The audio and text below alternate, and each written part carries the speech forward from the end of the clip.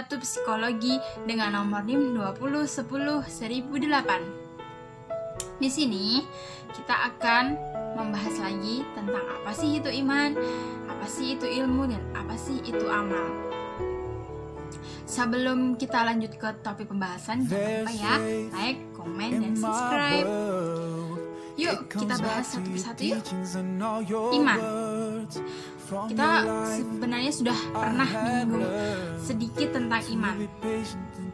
Dari tinjauan bahasa iman berarti menerima atau percaya.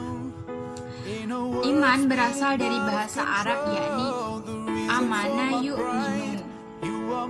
Sedangkan jika ditinjau dari makna berdasarkan istilahnya, iman adalah tashihun bil qalbi, ikrarun bil lisan, wa amalun bil arkan, atau meyakini dengan sebenar-benarnya dengan hati, menegaskan dengan ucapan lisan, dan memperagakan dengan fungsi anggota tubuh atau mengamalkannya. Nah, definisi iman tersendiri itu berdasarkan hadis merupakan tambahan hati yang diucapkan dan dilakukan, merupakan satu kesatuan.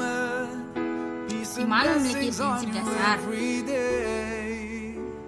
dari segala isi hati, ucapan, perbuatan sama dalam satu keyakinan. Maka orang-orang yang beriman adalah mereka yang di dalam hatinya, di setiap ucapannya dan segala tindakannya sama.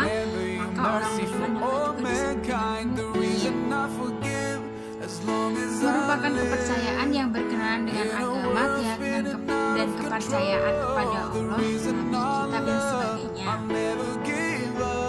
Iman diyakini dalam hati, yaitu dengan mempercayai keyakinan dan meyakini dengan sepenuh hati adanya alam semesta dan segala isinya.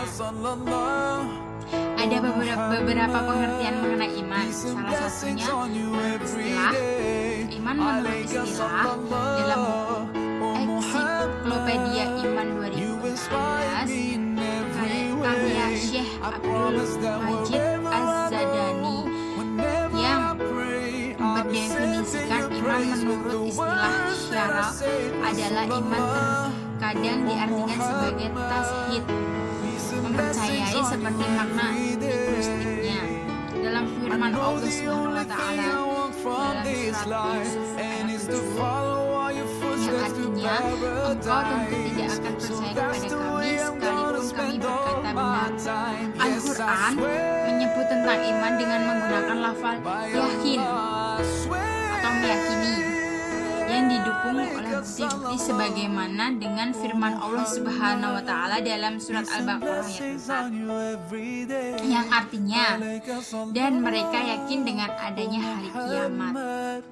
Dalam firman Allah Subhanahu wa taala surah lain yakni surah Al-An'am ayat 75 yang artinya, dan demikianlah kami memperlihatkan kepada Ibrahim kekuasaannya, kami yang terdapat di langit dan bumi, dan agar dia termasuk orang-orang yang yakin.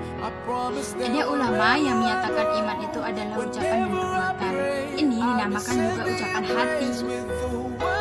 Makna iman yang ada di dalam hati juga berarti lawan dari kekafiran. Ada juga ulama yang berpendapat bahwa iman adalah keyakinan dan yang terbentuk di dalam hati itu adalah makna iman yang utama. Kata iman dalam Al-Quran dan As-Sunnah diartikan sebagai amal atau aktivitas. Allah Subhanahu wa taala berfirman dalam surat Al-Baqarah ayat 143 yang artinya, dan Allah akan menyanyiakan imanmu. Maksud dari imanmu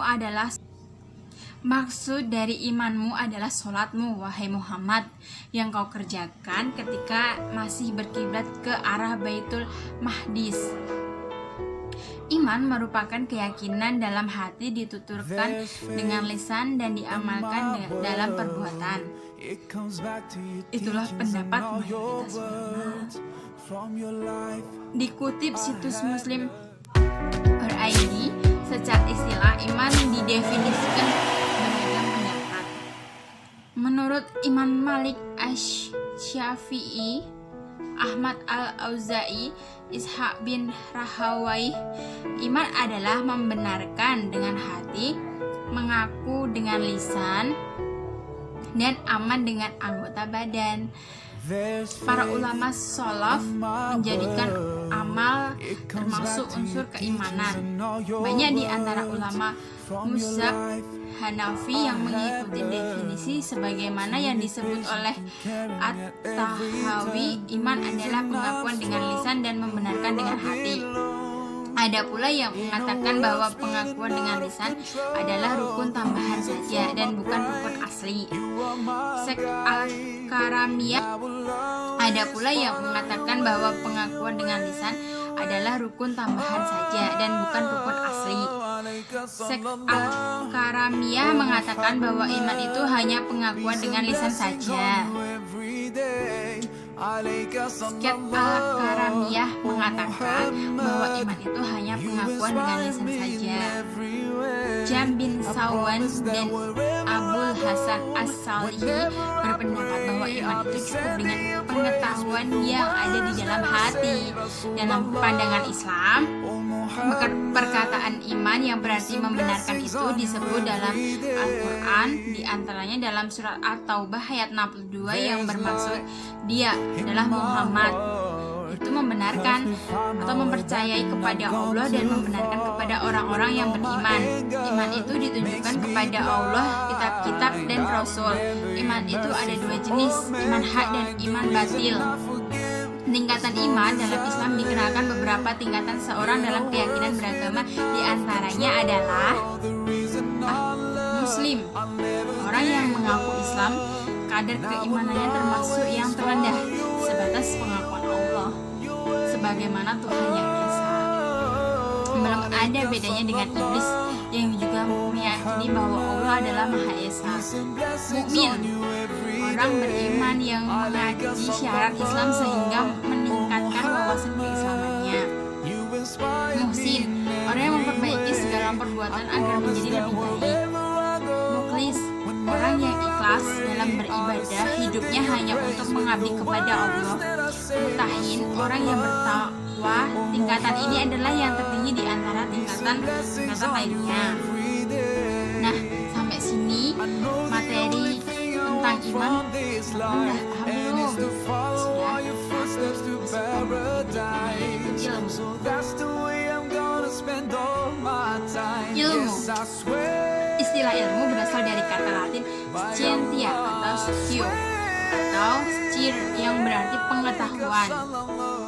Dan dalam arti luas, ilmu adalah setiap basis pengetahuan sistematis atau praktis preskriptif yang mampu menghasilkan prediksi. Ilmu pengetahuan juga dapat dipahami sebagai teknik atau praktik yang sangat terampil. Beberapa pengertian secara umum adalah sebagai berikut. Ilmu adalah berbagai macam pengetahuan dan fenomena-fenomenanya dalam bentuk penjelasan dan prediksi yang dapat diuji. Ilmu didefinisikan sebagai pengamatan, identifikasi, deskripsi, investigasi eksperimental, dan penjelasan teori dari fenomena alam. Definisi ilmu adalah pengetahuan yang meliputi kebenaran umum dari operasi hukum umum, terutama yang diperoleh dari uji melalui metode ilmiah dan yang berkaitan dengan dunia fisik. Ilmu pengetahuan adalah cabang pengetahuan atau studi yang berurusan dengan kumpulan fakta atau kebenaran yang diuji atau disusun secara sistematis dan menunjukkan operasi hukum umum, yaitu misal ilmu matematika. Ilmu alam adalah cabang ilmu yang berkaitan dengan deskripsi, prediksi, dan pemahaman fenomena alam yang mempelajari alam dalam arti luas. Berdasarkan hukum alam dan dunia fisik, contohnya ilmu biologi dan kimia atau fisika. Ilmu sosial adalah cabang ilmu yang didedikasikan untuk studi dengan masyarakat dan hubungan antara individu dalam masyarakat tersebut. Cabang ilmu ini mempelajari bagaimana orang berinteraksi satu sama lain, berperilaku, berkembangan sebagai budaya, dan mempengaruhi dunia. Contohnya adalah ilmu ekonomi, psikologi, sosiologi, hukum, politik, bahasa, antropologi, dan banyak lainnya. Ilmu-ilmu formal, cabang ilmu yang mempelajari konsep-konsep abstrak yang berkaitan dengan sistem formal seperti ilmu matematika, ilmu logika, komputer, dan ilmu teoritis. Terkait dengan Islam dan ilmu pengetahuan merupakan satu hal yang tidak dapat dipisahkan dari kehidupan kita sebagai manusia. Ilmu pengetahuan mencakup semua hal yang ada di alam semesta, yang mana semuanya adalah ciptaan Allah Subhanahu wa Ta'ala. Ilmu pengetahuan tidak dapat dilepas dari pergerakan dan perkembangan manusia di bumi ini. Hal ini dikarenakan ilmu sendiri berperan penting dalam peradaban manusia. Demikian pula peran penting dalam peradaban manusia. Demikian pula Al-Quran, di mana merupakan sumber ilmu dan pedoman hidup bagi seluruh umat manusia. Permasalahan keutamaan ilmu dalam Islam dan dalilnya dalam Al-Quran.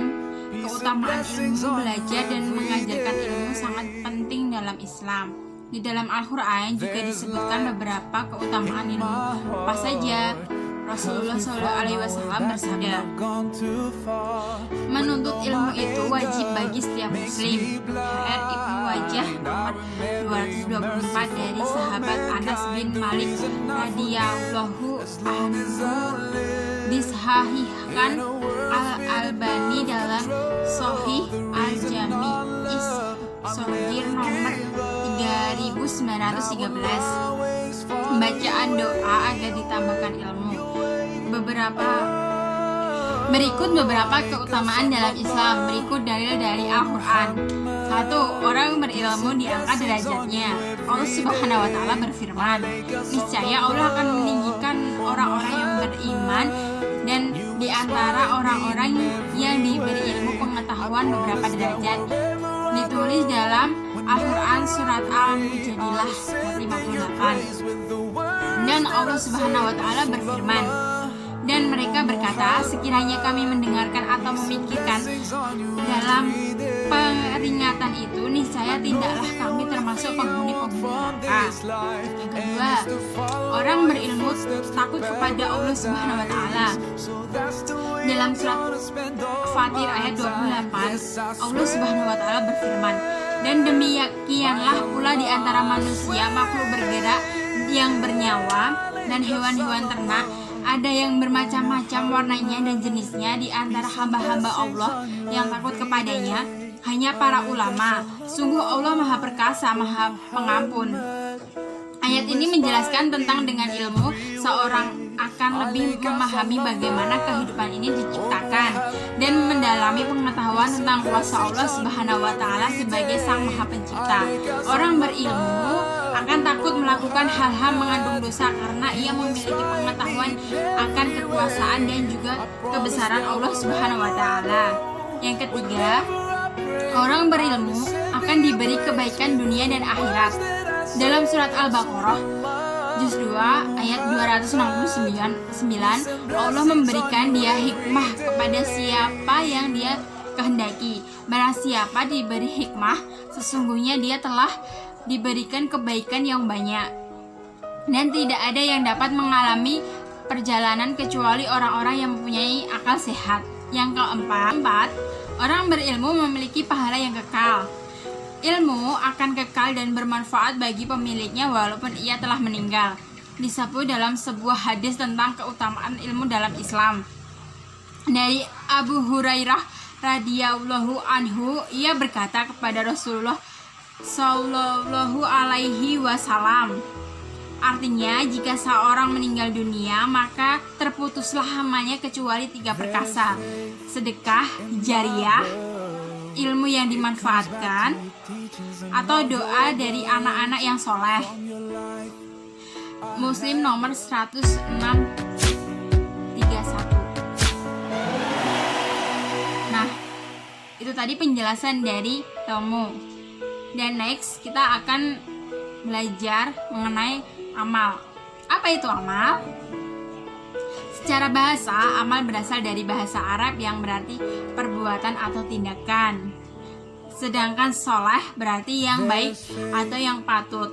Menuntut istilah amal soleh ialah perbuatan baik yang memberikan manfaat kepada pelakunya di dunia dan balasan pahala yang berlipat di akhirat.